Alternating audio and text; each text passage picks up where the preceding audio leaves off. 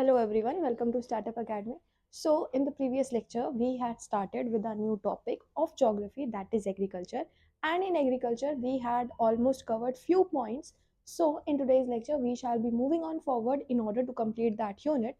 So, stay with me throughout the lecture so that you can learn all the details and all the informations that are relevant for your UPSC ISS examination. So, as you all know, okay. We are on unit agriculture, and in yesterday's class what we had discussed was basically what are its importance, then the physical basis कि किस किस के ऊपर depend करता है, then types of farming, and another was the types of crops. So these were the basic things. Today we shall be starting with our new topic, that is irrigation. Irrigation in itself is can be another topic of geography, but since small portion is contained in agriculture as well, so we shall be dealing with irrigation in agriculture unit also. ठीक है. So when we talk about irrigation, what we understand via irrigation is, we can say why is irrigation necessary. So irrigation is necessary because, what is irrigation first of all?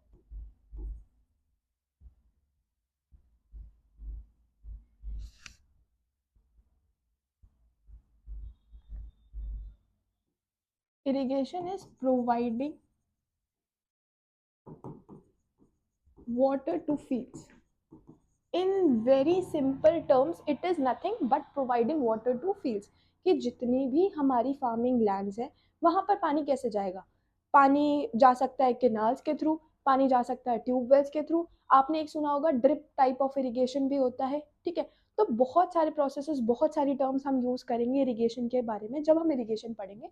But क्योंकि irrigation थोड़ा important होता है while we are studying agriculture, क्योंकि जितने भी crops है सबको पानी चाहिए.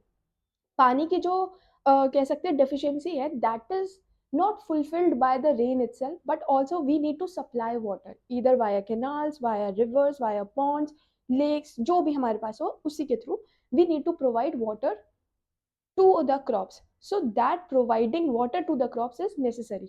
So that providing water to our fields, to the crops, so that we can grow them, that is known as irrigation.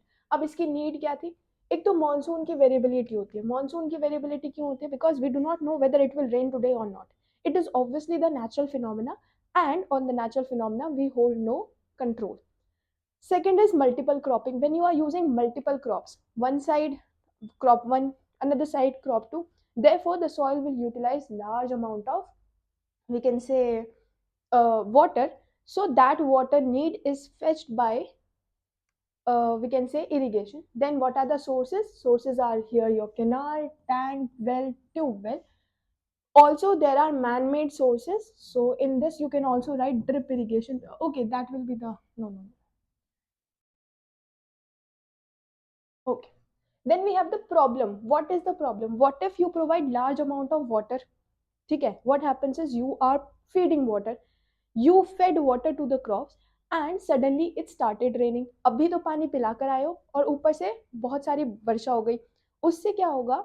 Large amount of water will be clogged.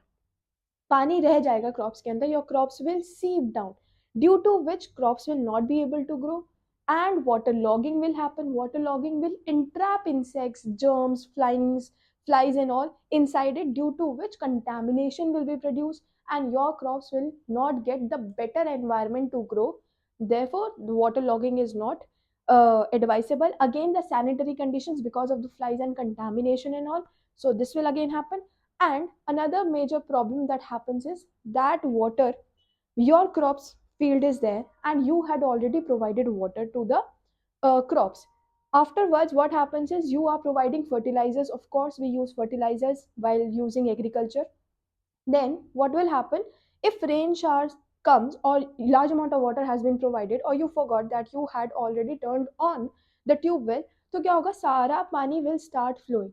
That water containing all the germs, all the fertilizers, all the chemicals will directly flow and go and dump itself down into the nearby canal or nearby river, therefore polluting the whole water body. So pollution can also occur. So these are the basic things.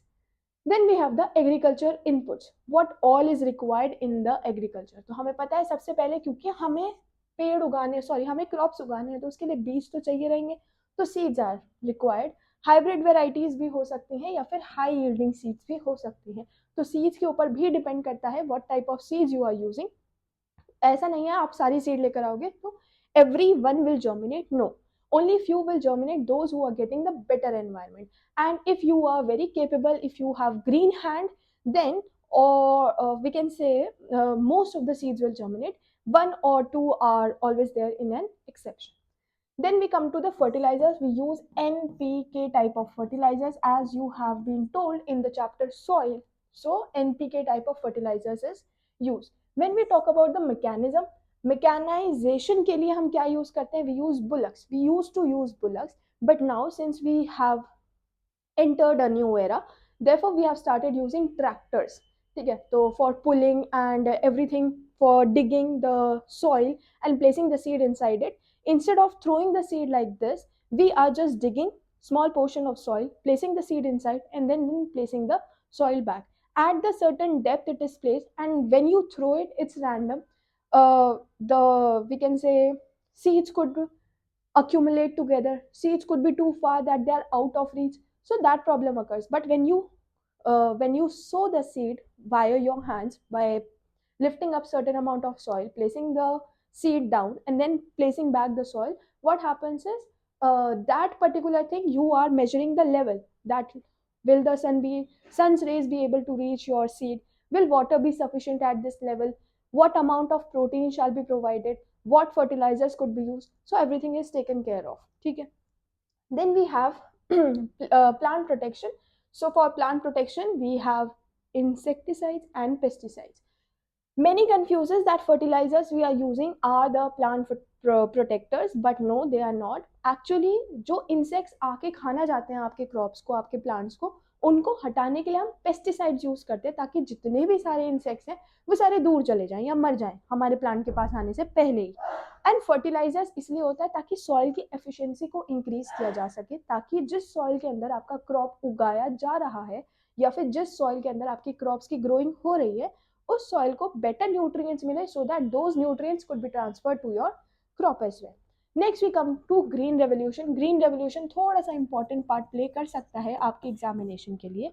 इसके कुछ features होते हैं। ये कहता है because as the name suggest green revolution, मतलब कि हर जगह ग्रीनरी ग्रीनरी कर दो, use more of the land. More of the land क्यों यूज होगा? So that the high yield could be produced. So high yielding varieties, fertilizers and irrigation, इन सब का लार्ज अमाउंट में अगर यूज करोगे तो productivity will be high, the economy of the country will be high, and since the population is large enough, so agriculture की वजह से we would be able to support our population. Then we have the achievements. क्या मिला? Food self sufficiency. हमें बाहर से कहीं खरीद के लाने की जरूरत नहीं पड़ रही। In order to feed our country we are not buying the food, ठीक है, from another countries. So this is the biggest achievement, and again the highest productivity, because we are using high yielding variety of the seeds, we are using fertilizers, we are using better irrigation facilities, therefore the productivity has also increased. When we come on to the limitation, it has regional imbalance and environmental issues. Whenever we talk about the agriculture, the basic drawback is that everything is dependent upon the climatic features, and we have no role on, like we cannot control how rain will come, how the weather changes, will the land be able to move in or out, will the soil be having the efficient things. So all these things are basically drawbacks, the natural drawbacks these are, we have no control over them. Then we come to the agriculture marketing. Agriculture marketing is not that important, but we are doing agriculture, so it needs to be completed. Okay, I hope it is visible in the screen.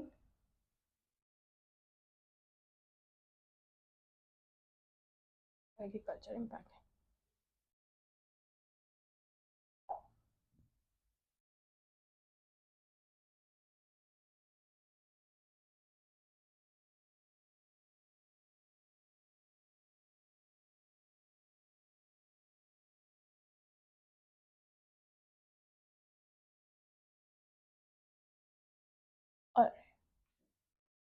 Coming to agriculture marketing, अब इतना सारा amount हमने produce तो कर लिया sorry, since we have produce a large amount और large variety, अब इतना सारा हम तो अकेले नहीं खा पाएंगे, ठीक है, we need to sell it in order to raise the economy, तो सेलिंग प्रोसेस आ जाता है, तो दैट इज एग्रीकल्चर मार्केटिंग, उसी के बारे में बताया जाएगा आपको, ठीक है। It says regulated markets are there like protect farmers from exploitation, अगर फार्मर्स का there are various laws constitution के अंदर that says that we shall be protecting farmers if they are getting exploited, like there is a land, okay, exploitation of farmer के बारे में कुछ चीजें जान लेते हैं, फार्मर्स कैसे एक्सप्लॉइट हो सकते हैं।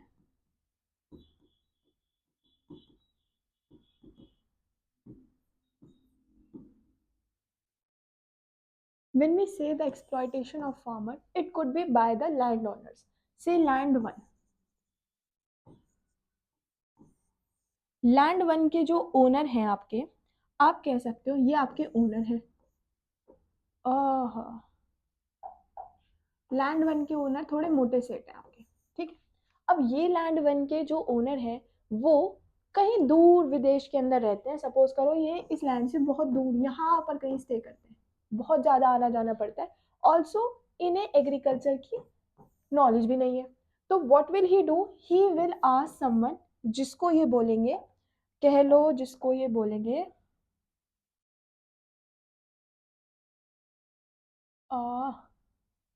क्या लिया जाए, ले लेते हैं, जिसको ये बोलेंगे कि आओ भैया हमारे लैंड पर काम कर दो, भैया का एक अपना घर है, भैया का एक अपना घर है, भैया का घर क्या है, भैया का घर थोड़ा टूटा फूटा है, भैया के घर में 3 छोटे छोटे बच्चे हैं, and in order to feed them, भैया क्या कहते हैं, भैया कहते हैं चलो जी आपका हम लैंड फीड करा देते हैं, आपका लैंड में फ्लोइंग श्लोइंग कर देंगे, एग्रीकल्चर वाला काम कर देंगे, तो भैया अगले दिन से आकर के काम करने लग जाते हैं, काम कर रहे हैं but under who, under this मोटा सेठ, ठीक है, मोटा सेठ ने इनको रख लिया है, says that I shall be paying you 1000 rupees per month, भैया ने छोटे छोटे बच्चों की तरफ देखा और चलो कहा ठीक है, कुछ ना आने से बेहतर है कुछ आ जाए, तो 1000 रुपए के लिए चल दिए लैंड के लिए, लैंड से जो प्रोडक्शन हो रहा था that was 50,000 rupees per month,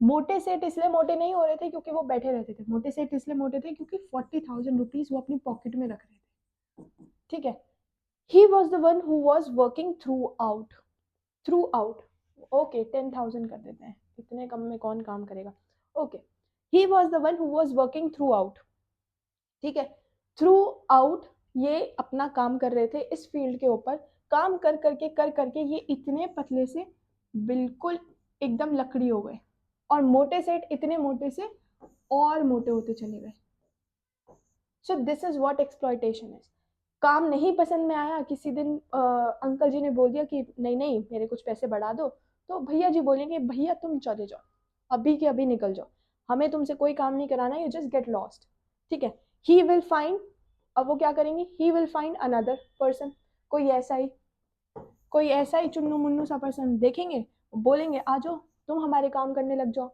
अब ये लैंड पर काम करेगा, this person has gone now, ये आउट ऑफ सीन हो गए, आउट ऑफ सीन होगा, एक्सप्लॉइट ही तो कर दिया इनको, he was using him, he used him through out night and day, क्योंकि एग्रीकल्चर जो फार्मिंग का काम होता है, जो फार्मर्स का काम होता है, that is quite tedious work, ठीक है, अब पूरा काम लेकर के he was just paying 10,000 rupees, उस 10,000 रुपीज में ही यूज टू से कि फर्टिलाइजर भी आप लेकर आओ, सीड्स भी आप लेकर आओ, सिर्फ इन्हीं पैसों के अंदर आपको और कोई पैसे नहीं दिए जाएंगे, नेक्स्ट कोई दूसरा शिकार मिल गया, सिमिलरली इनको भी छोड़ दिया, तीसरा शिकार मिल गया, लाइक दिस मोटे सेठ मोटे होते चले गए और पतले पतले होते चले गए, तो this is one type of exploitation कि कैसे फार्मर्स लैंड ओनर्स के थ्रू एक्सप्लॉइट हो जाते हैं। Next, when we talk about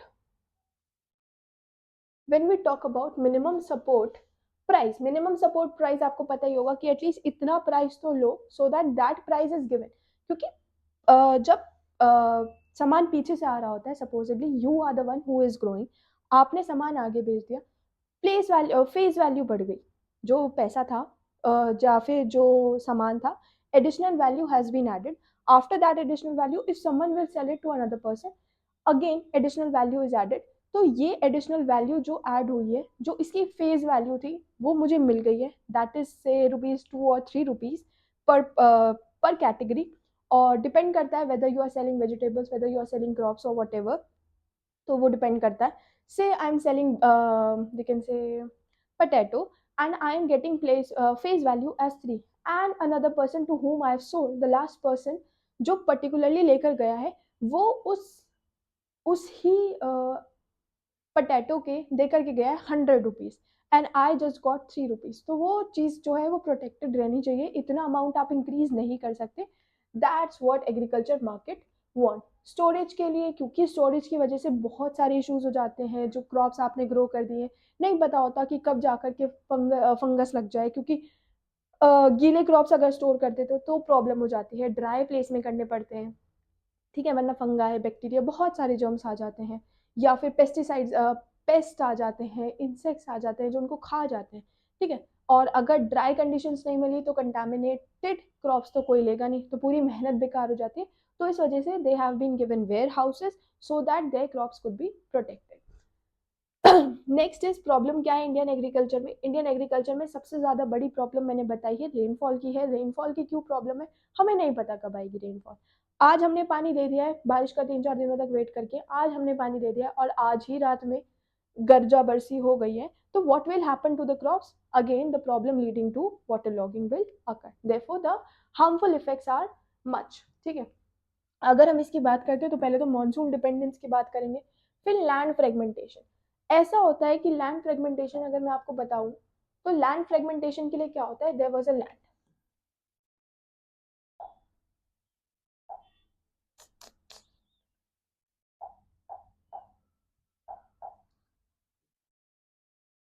there was this land, land one, और ये किसी फादर का है, ठीक है. फादर के 3 बेटे हैं,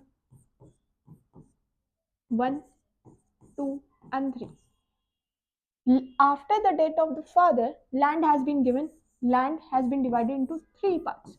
This big land could have given high yields, high productivity में result करते, but these small lands will give small yields in their self, that is in particular. Again, since this person is having 2 kids,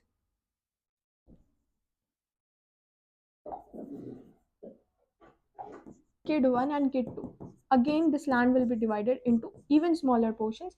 And here, instead of farming, supposedly here it was farming, instead of farming they could do anything, because this land is not large enough that could be taken under farming. So therefore this is known as land fragmentation. Land that used to be a big land has been divided due to hereditary rights or whatever you call. So due to that, the land has been divided and the high yield productivity has been reduced to low yield productivity, and sometimes non yielding. It is non yielding and it is low yield. So like this is known as land fragmentation. Then we come on to the next concept, which says that low productivity.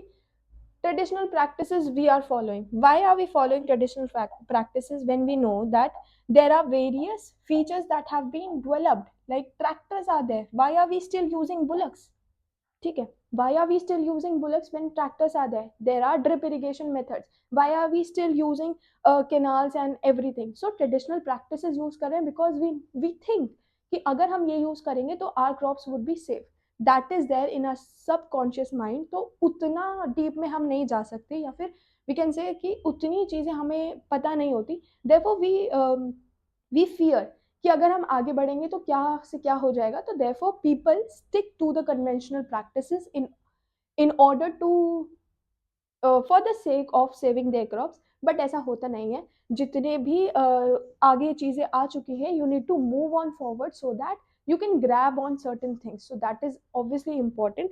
तो low productivity इस वजह से हो जाती है. Again the soil degradation, जो soil का pollution होता है, सॉइल के ऊपर आप एक के बाद क्रॉप्स उगाए जा रहे हो, प्रोडक्टिविटी कम हो जाएगी. जितना वैल्यू वो दे सकती थी, न्यूट्रिशनल वैल्यू सॉइल क्रॉप को दे सकती थी, दैट हैज ऑलरेडी गिवन। आप उगाए पे उगाए जा रहे हो, उगाए पे उगाए जा रहे हो, कहाँ तक देगी बेचारी? तो दैट इज अगेन प्रॉब्लम। तो इरोजन भी हो सकता है, सॉइल इरोजन कर दिया आपने, लैंड को बैरन करके नॉर्मैच की तरह, you are growing food on this side, then after some time you are moving to another land after making this land barren, so that is left। ठीक है, तो वो सब नहीं करना चाहिए, so that leads to soil erosion। तो problems के ऊपर मोस्टली क्वेश्चन आ जाता है, तो one should know what problems are there, क्या क्या फैक्टर्स हो सकते हैं और उनके अंदर की explanation. Then we come to the sustainable agriculture. जब भी हम डेवलपमेंट से रिलेटेड बातें कर रहे होते हैं, सस्टेनेबिलिटी इज इंपॉर्टेंट, ताकि सब चीज़ों को उतना ही फायदा हो जितना कि प्रोड्यूसर को हो रहा है। जैसे कि सस्टेनेबल डेवलपमेंट, सबसे पहले बात आती है इको फ्रेंडली चीज़ों के बारे में आप यूज़ करो। We are using fertilizers related to NPK type of fertilizers, कुछ भी कह लो, but they contain chemicals. Chemicals की क्वांटिटी इतनी होनी चाहिए दैट द एनवायरमेंट और the soil production and everything is not impacted that much, कि पानी आता है, बहता है, so when it will be leading towards the rivers और any water body, it is not leading that much of pollution. It might get diluted, but to certain level obviously it will lead to pollution, तो वो नहीं करना है। ठीक है, so that refers to, that is the basic thing of sustainable agriculture. Sustainable agriculture के बारे में और क्या आता है? सस्टेनेबल एग्रीकल्चर बोलता है आपका इंटीग्रेटेड फार्मिंग। इंटीग्रेटेड फार्मिंग का मतलब क्या होगा? एफिशिएंट रिसोर्सेज का आप यूज करो, फर्टिलाइजर्स के साथ साथ इरिगेशन का भी प्रॉपर यूज करो। सॉइल की सीड्स कैसी होनी, सॉरी, सॉइल की कैपेसिटी को इंक्रीज करने के लिए वी कैन यूज फर्टिलाइजर्स। या फिर आप कह सकते हो क्या, कि इंटीग्रेटेड में आप क्रॉप के जो सीड्स हैं वो हाई यील्डिंग लेकर आओ, या फिर हाइब्रिड वेराइटी के लेकर आओ, so that the productivity could be more enhanced. Then we come to the climate smart agriculture. Climate smart agriculture की कुछ प्रिडिक्टेबल सोलो आइटम्स आते हैं, अगर आप उनको यूज करना जानते हो, या फिर there is someone in your house who knows how to use it, you can use them. once you are getting adapted to those particular items, you would be knowing कि हाँ आज बारिश है, so we will be providing less water, हो ना हो, at least we have given the water to the soil so they can grow, at least stay alive tonight, ताकि अगले दिन अगर बारिश होती है तो something will happen and progress will be yielded, except sorry, instead of getting the crops being destroyed, so that is one thing। So this was all how you need to answer the question, how the sustainable development in agriculture will occur। तो ये चीज़ें थोड़ी दिमाग में रखनी है कि कैसे कैसे कैसे कैसे आगे बढ़ेगा एग्रीकल्चर। अगर आपने उठाया है तो एग्रीकल्चर होता कैसे कैसे है, क्या क्या करना होता है, तो all these things are relatively that important. अगर हम बात करें PYQ आ गए होंगे, नहीं, थोड़े इंपॉर्टेंट थीम्स लिखे हुए हैं यहाँ पर, क्या क्या इंपॉर्टेंट हो सकता है आपके एग्जाम के लिए। तो वो आपसे क्या पूछेगा, पहले तो आपके से पूछ सकता है ग्रीन रेवोल्यूशन क्या होता है, तो आपको ग्रीन रेवोल्यूशन के बारे में बता देना है। उसके कुछ लिमिटेशंस और इम्पैक्ट्स भी पड़े थे, तो that also you can involve.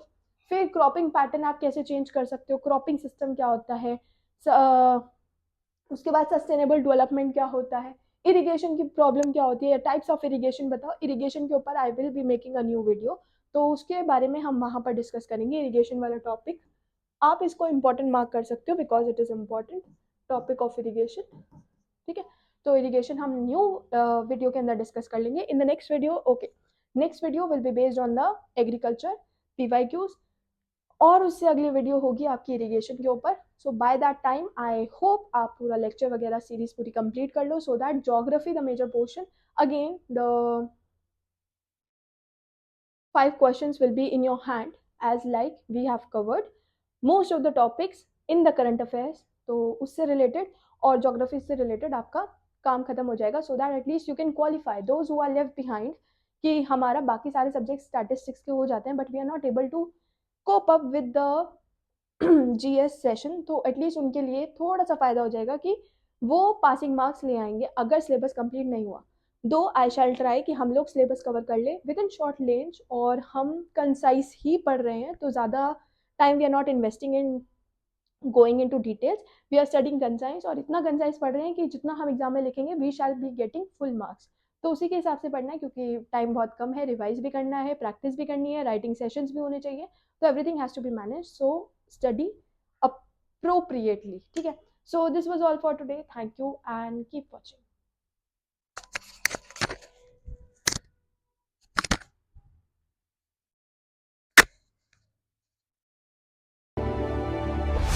Startup Academy.